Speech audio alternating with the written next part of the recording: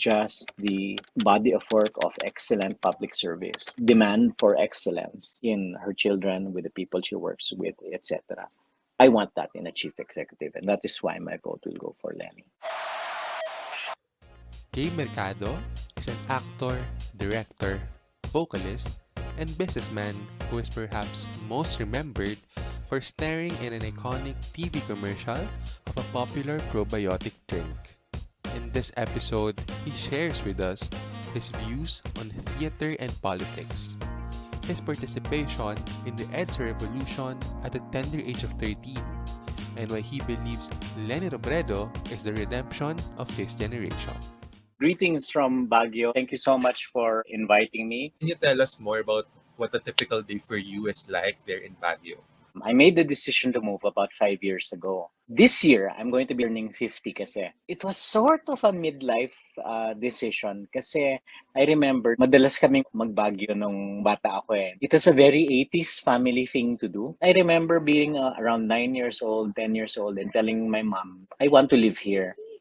And when I hit 45, 5 years ago, I was like, teka, kung hindi ko to gawin ngayon, baka it will be too late. When you get to 40, when you get past that age, parang you really get to concentrate on things that matter to you. I really left the corporate-oriented world behind, and I am in education right now. I run what's called the maker space for kids. And here we work on harnessing, nurturing the creativity of kids, incubate their ideas, especially if it's STEM related, science, tech, engineering, arts, math. We're not a school, we're more like a library where kids can come and make their projects and we mentor them. We're called Vivita. I know that you have a background in theater. And Yes. ako din po kasi way back in high school. Cool.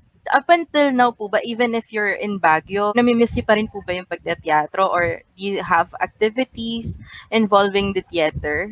Tuloy pa rin. Parang theater in the last 2 years transitioned to online activities. It's not the same, but it's what we have to do to survive. I am still the president and very active faculty member of Third World Improv. It is our improv school where we teach improvisational theater, unscripted, unrehearsed theater. And it's made a great transition online.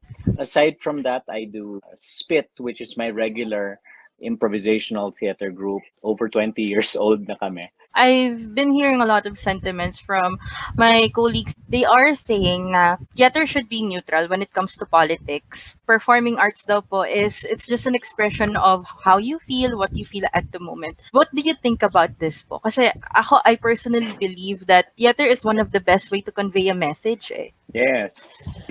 Guest naman ako, so pwede naman ako magbasag ng konting serenity. I think that's a stupid thought. Yes.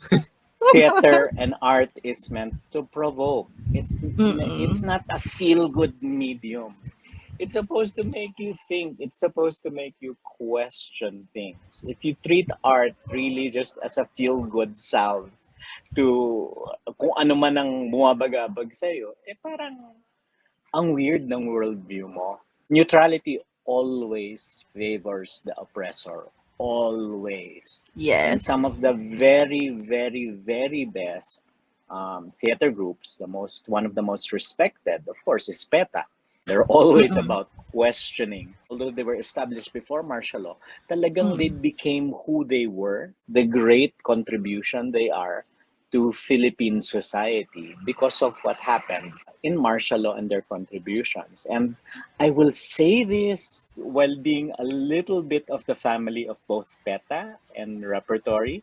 My parents were 2 of the 5 founders of Repertory Philippines. But at the same time, I've been active in PETA and Repertory as well.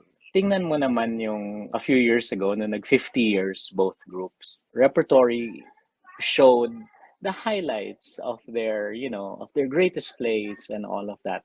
PETA, on the other hand, showcased their contributions to society. And there's a big difference there in terms of theater making an impact beyond the stage to actual society. Yun nga din po yung hindi ko nagigets to some na theater cannot be neutral eh. It should provoke Definitely. political awareness. And Oo. maganda nga po na somehow yung ibang mga theater plays na napapanood lang talaga natin on stage can be, recorded, posted on YouTube para easy access sa mga Pilipino na dapat at gustong makapanood. That statement of should be neutral comes from a place of privilege, Ren. I think what they're trying to say there is please just talk about things that we can relate to.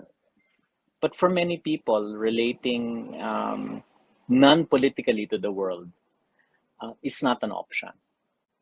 For many people who are affected by graft and corruption on a daily basis, who are affected by their daily lives not being reached by basic social services, politics is not an option for them. They have to do that, swim with that, etc. So to say that let's be non-political speaks of privilege. You're deluding yourself that politics is not affecting you. I just also wanna share na a few years ago, there was controversy in Dulaang UP. Irene Marcos was invited to Yeah. a premiere of a stage play. And I guess the elephant in the room really is that the Marcos administration, more specifically Imelda Marcos, was like the patroness of the arts, and she somehow contributed to Philippine art scene. How do you think, sir, should we navigate that kind of thin line between recognizing those who contribute to the art scene and also recognizing the atrocities that they committed?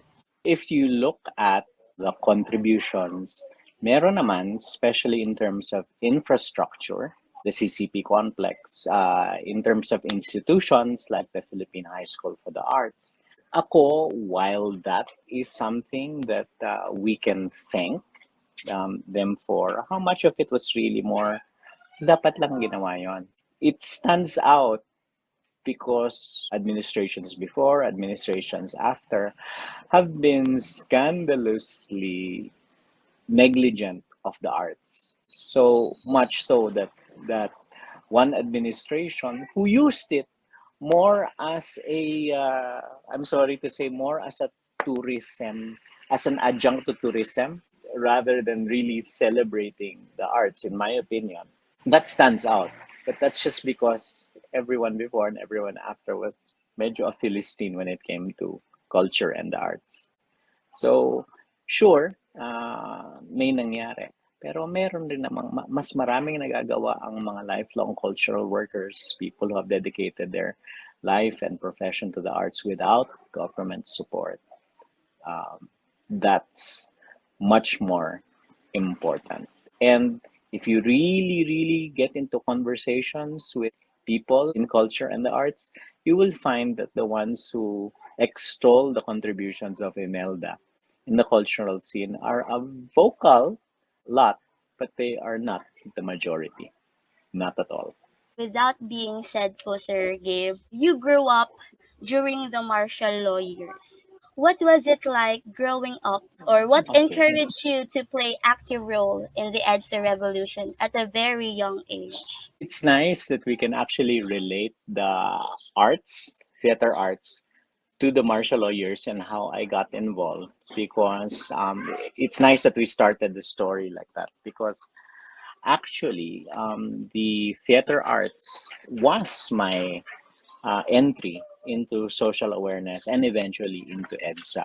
I was a very active actor from a young age, from about 8 years old, in theater, with the theater group of Father James B. Reuter of the Society of Jesus. He was a Jesuit who was essentially the right hand man of Cardinal Sin when it came to television, radio, theater. Some of you might have caught him when you were a very, very, very young child. He would be doing the Patrick Peyton Family Rosary Crusade. Sa Channel 9 ata yun yung, please pray the rosary. He's a very, at that time he was already, at the time of EDSA 1986, he was 70 years old. But he was a World War II survivor, etc. However, he was a Jesuit and was very active against Marcos during martial law. So much so that he was actually charged with 70 plus counts of sedition at the start of martial law. Was only, I think, able to avoid torture and death because he was an American Jesuit assigned in the Philippines. So there was a lot of pressure, of course, from the Americans to protect their own citizens. So he was a theater director. He wrote and directed plays, usually religious themed. And starting mga 8 years old, or a little later, I was already very active sa group niya because my parents were also active in his theater group before. And through performing with him and getting exposed to the material he would write, which is more religious in nature, pero meron pa rin talagang mga threads of social justice there, etc.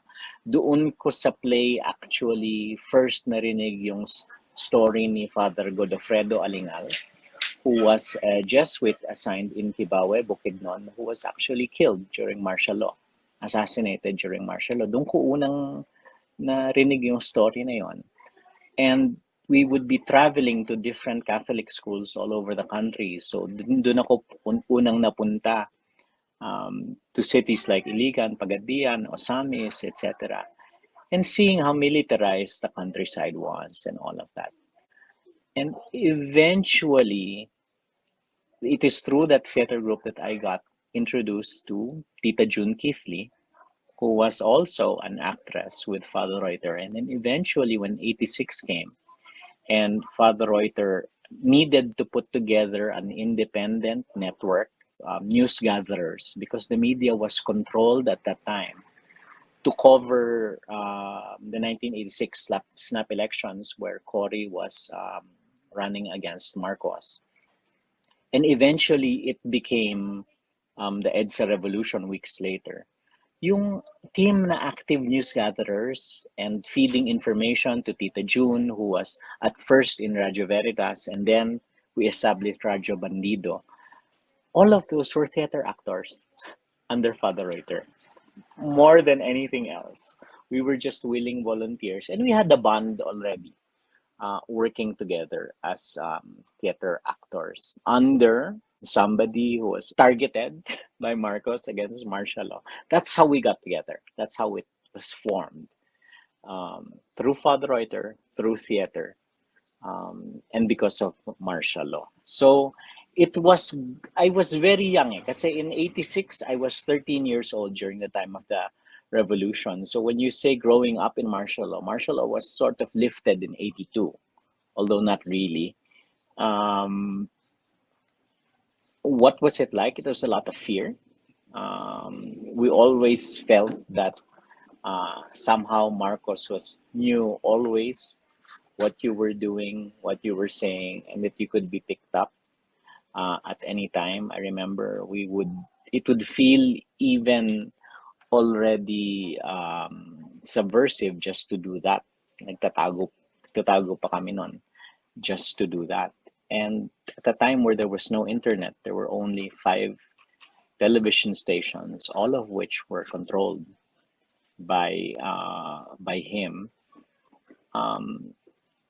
You had very limited access to independent media. That's why what we did was important, because it was independent media, even for just a short time.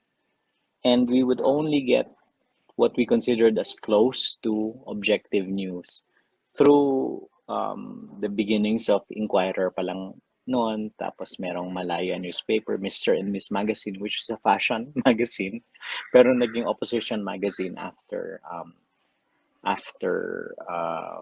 the Aquino assassination. So it was very limited in terms of access, information, and a lot of fear and control. Sir, I got goosebumps just hearing your story. And from what I can understand, you were really fortunate to have been mentored and to be surrounded by supportive people who were really socially aware. In some ways, what you're doing in Vivida is like going full circles in terms of honing young minds. And from what I also gather from your story, art and politics are really inextricably linked. And even Christianity should also play an active role in discussing peace with its followers. Kasi Christianity is really about justice if you would think about it.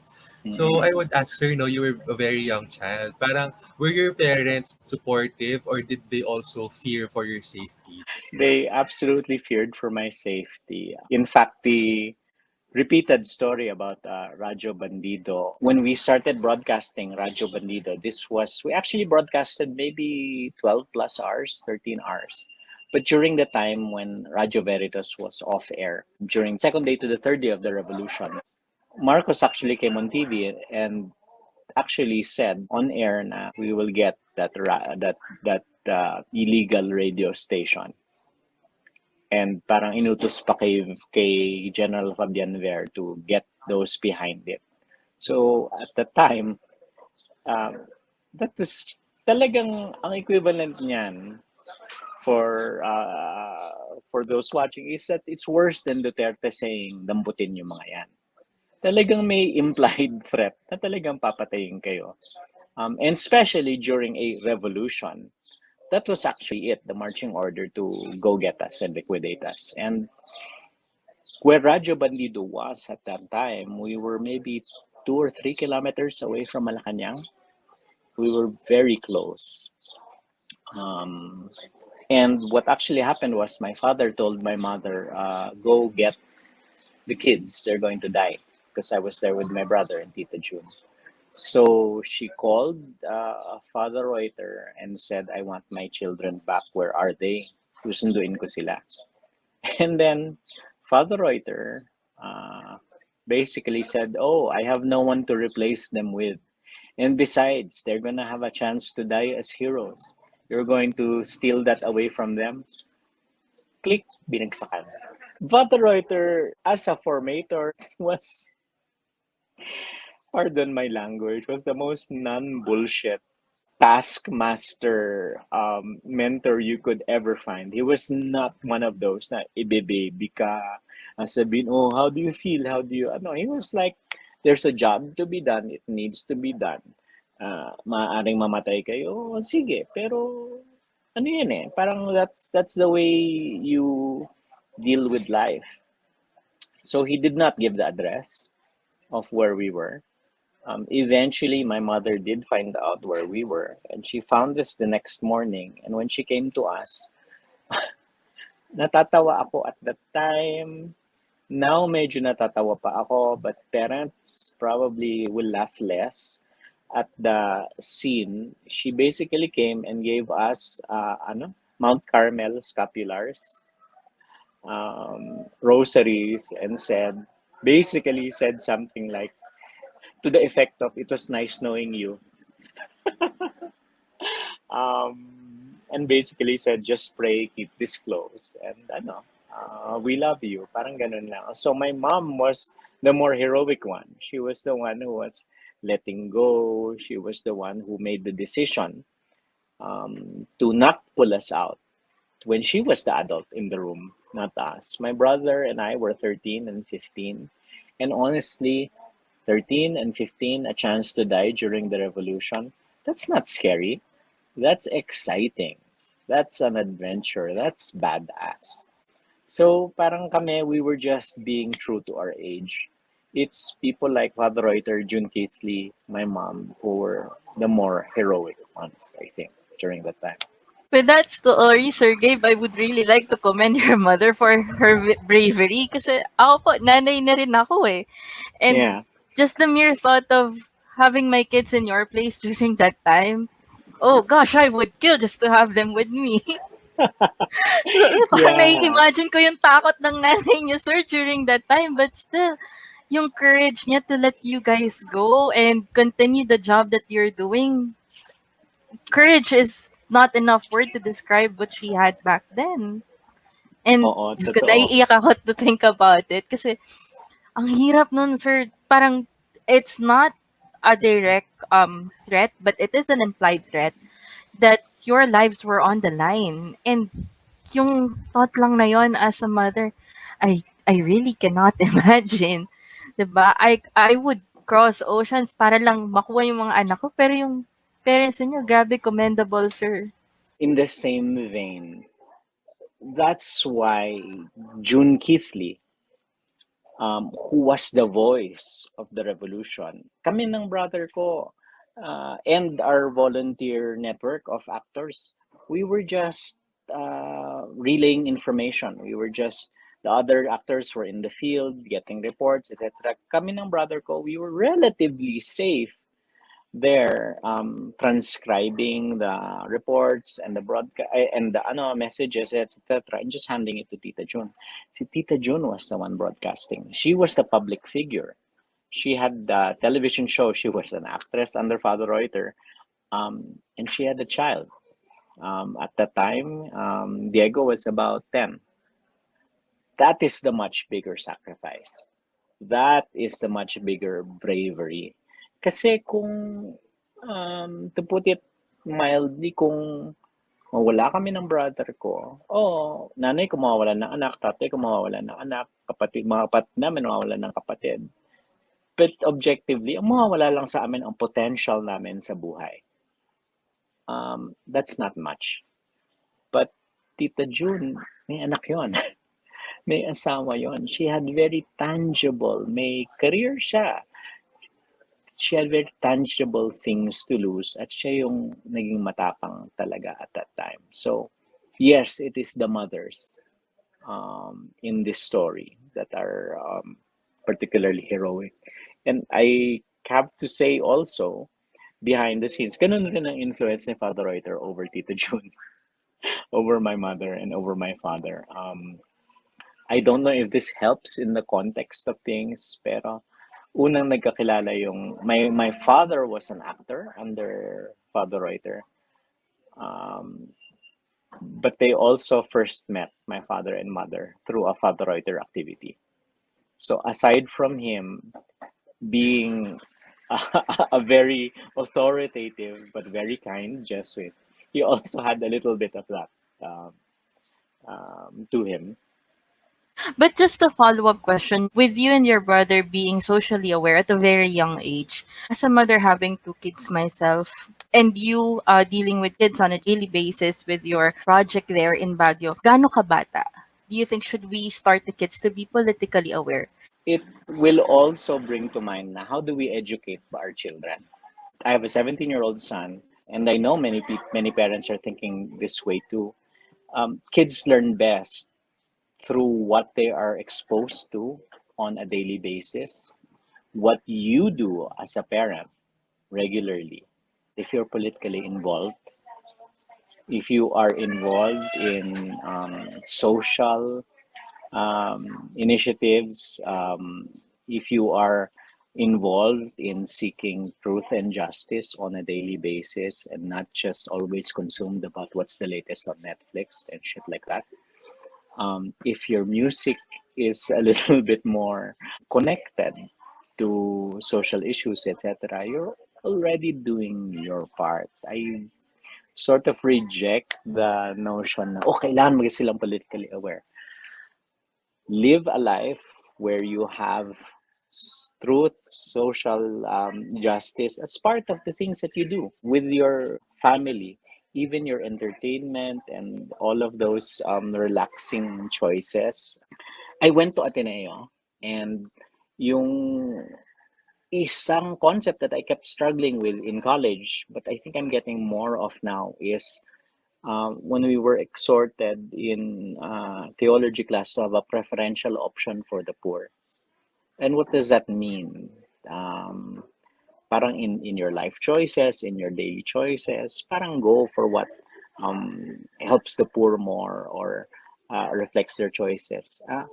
Ako, for example, kung meron kang hobby na nangongolekta ka ng watches, kotse, single malt whiskey, all of that, and then nag-iisip ka na, in a country like ours, and then nag-iisip ka na, kailangan socially aware yung anak ko. Wait a minute, start with your own habits first. How are you consuming? What are you watching? What are you collecting? What are you eating? All of that. If you want people to, if your child imbibes that and makes those choices to go for that, And nagiging objective tuloy ang, wow, I sound so activista. Nagiging collective, nagiging subconscious objective tuloy niya is maging kapitalista and make the most money that they can. You will do way more political awareness, etc., through the choices that you make in your lifestyle, from the smallest things to the biggest things. Kami dito sa bahay, every day we get to talk about what's currently happening, Yeah. specifically election season. And natutuwa, and at the same time nagugulat ako that my 7-year-old daughter is actually asking kung ano yung pinag-uusapan namin tungkol saan. And I find it somehow a bit easy na ipaliwanag sa kanya tungkol saan yung mga pinag-uusapan namin. Just like recently, we watched the film Liway. And Yeah. it was heartfelt for me, and para sa akin isang breakthrough din, isang milestone na ma-explain ko sa kanya kung tungkol saan ba yung film na yon. You know, when I was growing up, itatali ko pa rin sa arts, what really accelerated my education on martial law was listening to the protest music of that time. It was the golden age of Filipino protest music. We had artists like Inang Laya, we had Gary Granada, we had Joy Ayala, who was a philosopher, protester, and also into theater. Also, at that time, we had Patatag, we had Banyumay by Heber Bartolome. Doon talaga, ako talagang naging aware sa mga social issues. And it was a very, very, very big opportunity for me to be educated in terms of social awareness, because I'm a musician too. So I gravitated towards that na, ano bang pinag-uusapan nila? For example, I was a huge fan of Joy Ayala at that time, when Joy Ayala was practically unknown in Manila, and we could only buy his cassette tapes in the CCP gift store. That was the only place where we could buy it. Tapos, he had the song there, and you can actually still look it up in Spotify, etc. It's called Santa Filomena. And it is a song about a town in Mindanao called Santa Filomena. And the story is parang wala nang tao doon. Kasi bakit? The strategy of the military at that time was called hamleting. To be able to isolate the NPAs and the rebels, they would evacuate entire towns. And Santa Filomena was one of those towns na wala nang tao doon. And the song goes, pagkat wala nang tao sa Santa Filomena. And I did not know that practice. So doon ako nagpa-research kung bakit, ano ba to? Ano bang Santa Filomena? Ano bang nangyayari? And that's how I became more aware of the stories of martial law, militarization in Mindanao as well. As another example, yung Tatsulok, that bamboo covered, etc. That was a Buklod original. And that came out mga 88 ata yun, or 90, medyo after 86 na. But that was the kind of music that we had, Buklod, Noel Cabangon's original group, etc. That's a great way to be educated and to open your eyes. Sir, in the past years, we've noticed that historical distortion and propaganda have amplified the sentiments that the EDSA revolution was a failure. And as a part of Radyo Bandido before, what is your reaction to this? It's a little like naive. As being part of the EDSA revolution, the only objective was to get rid of Marcos. It was not pre-planned. It was not some grand experiment, etc. But if you want, I think the more intelligent argument would be, because the EDSA revolution was not a design for a new way to live, new way to do things, etc. That was not it. It was more, it was not exactly spontaneous. It built up, but it was not meticulously planned or had an objective like that. It just happened. You might have a better argument by saying, was the 1987 Constitution a failure? Because that is a well thought out plan. That is something that is a vision for the new way that we do things. I think a lot of things went wrong in its implementation. Uh, but the plan itself, I think, was sound. So I reject that. Parang even the question is a little bit naive. And to put another analogy to it, and my friend Gang was the first one I heard who made this analogy. EDSA was the wedding ceremony. That's all it was. What happened after that is the marriage. We had a shitty marriage after EDSA. But do you ever blame what happened at the wedding for the failure of a marriage? Parang hindi eh. Sir, that's a perfect analogy, by the way. I think that will really make for a good soundbite. Diba? And yeah, Diba? and a shitty marriage for me is an understatement of what really happened after. But Yeah. Yeah. I can imagine that it is very heartbreaking for you guys, especially for you who participated in the revolution, to see that the people you actually fought against are now making a comeback in the political scene and may have possibly have their closest chance to go back to Malacanang. So what do you think, sir, were the missed opportunities that the governments after EDSA could have taken to prevent the Marcoses from planting themselves back in the political scene? The temptation for somebody my age is to really shake their head and go, sinayang. And that's precisely the problem. We treated EDSA as a one shining moment that would fix everything from that point on. That it was a miracle moment that would change the world. That was the mistake. We thought that it was a one time thing that magically transformed society. Of course, I am angry. Of course, I'm doing whatever I can to campaign that they do not return to Malacanang and to really contribute and work that they do not. But I also see that systemically, it is also a failure of our generation and the generations after us to take active parts in government, to take proactive roles in society. Parang naging ano na lang EDSA, o kayo na bahala, gobyerno na yan. Not realizing na tayo ang gobyerno. Tayo ang society that will make it happen. And it's not just paying taxes. It's actively working for social justice. And that is why Leni is so powerful. She represents our generation as well. Pero wag ka, she didn't just sit back and, throw off her shoes and let others do it. She has had decades of social involvement, public advocacy, and all of that. And she walks the talk, and she's done it for decades more, and not doing it just to be in power.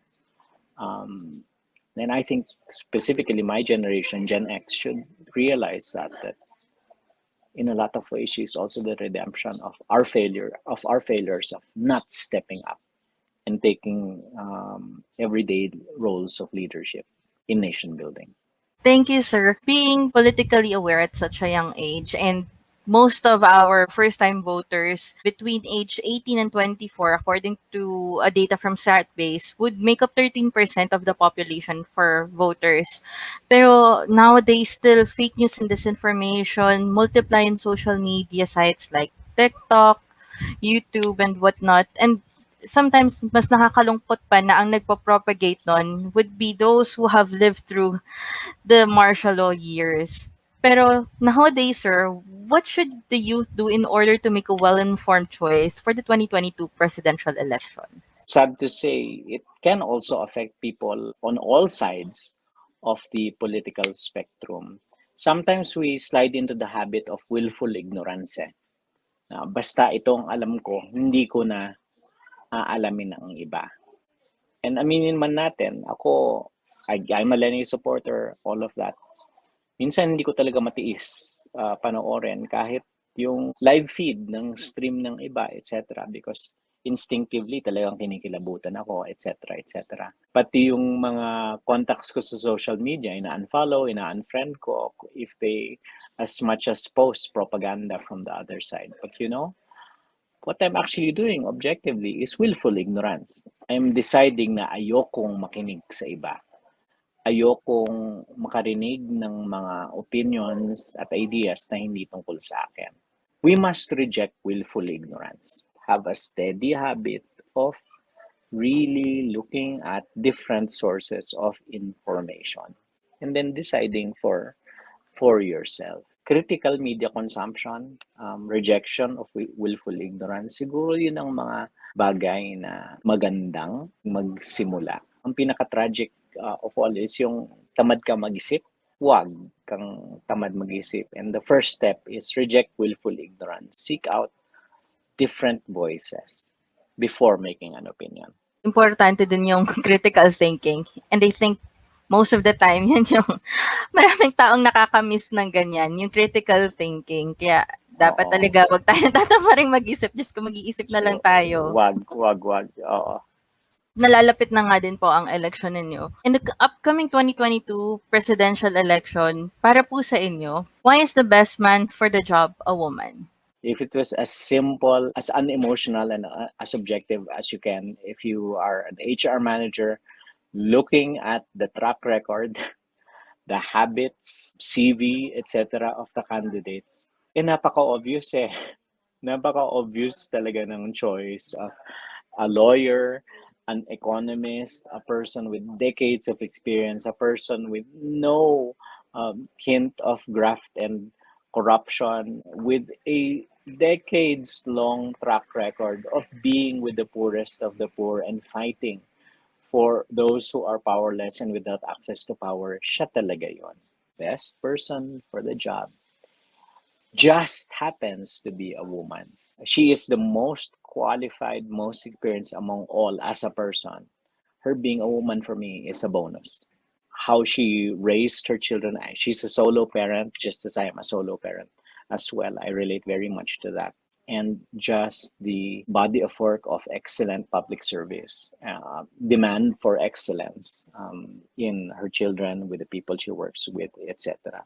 I want that in a chief executive, and that is why my vote will go for Leni in May 2022. Leni and Kiko.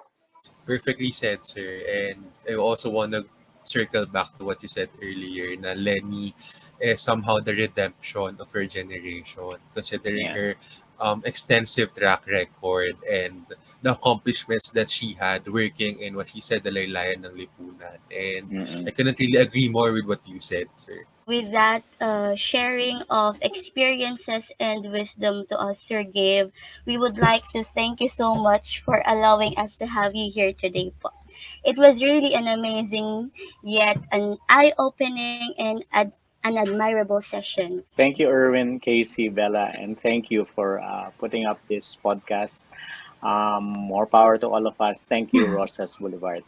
So guys, what were your biggest takeaways from today's episode? Let's start with Casey. Yung sinabi ko nga kanina na tayo ang gobyerno.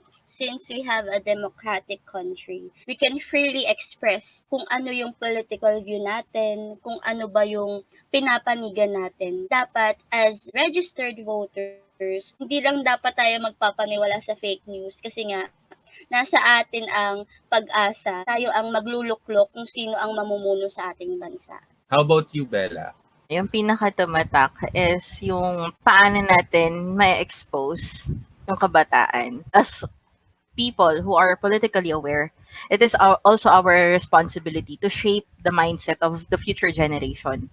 Diba? It shouldn't stop with us. Kagaya nga nung lagi nating sinasabi dito, the fruits of what we are fighting for right now, we may not be able to experience that in our lifetime. So it shouldn't stop with us. Kailangan minumulat pa rin natin yung kabataan, tinuturuan natin sila maging critical thinkers. History is there not just for you to learn and to have an exam about. It's there for you to actually learn not to repeat the things that happened before. And in order for us to do that, kailangan maintindihan nila. I guess nag-resonate talaga sa'yo ng episode na to. Sinabi mo nga, as a mom of 2 kids, itong elections na to hindi lang para sa atin, kundi para sa mga anak natin and sa future generations that will follow us. Thank you so much, Casey and Bella, for joining me in today's episode. See you on our next trip down Rosas Boulevard. Boulevard. Boulevard.